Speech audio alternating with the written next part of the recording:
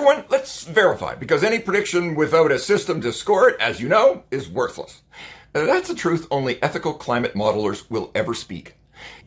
As promised, I'm now going to shift into something more serious, and timely too, because getting in its own way is habitual for the Meteorological Service of Canada, and as I set about proving it, I couldn't have asked for a better example.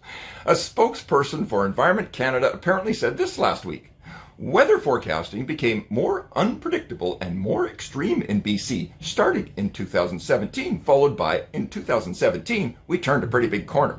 Sounds authoritative, doesn't it? And it's coming from the MSC, why wouldn't you trust it? Lewis Fry Richardson wouldn't. He's the father of numerical weather prediction. And right now, he's convulsing in his grave, stunned at the implications for his fine work if this statement is true. The spokesperson is saying the physics of the atmosphere changed. Just like that, in 2017. Lewis, sorry mate, you're going to have to rise from the dead and fix the primitive equations in all weather models, which must be faulty if the atmosphere can change like that. In 2008, the Justice Institute approached me. We're doing an exercise. Can you dream up a hypothetical extreme weather scenario that sends most of BC into emergency response mode? We need some practice. Why, of course, said I immediately. Why don't we just use a historical event, but shift the landfall into the worst possible place, somewhere in the Lower Mainland? That would surely create a nightmare of impacts.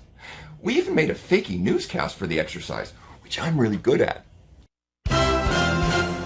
Good afternoon. We start tonight with the subject on everyone's mind, the weather.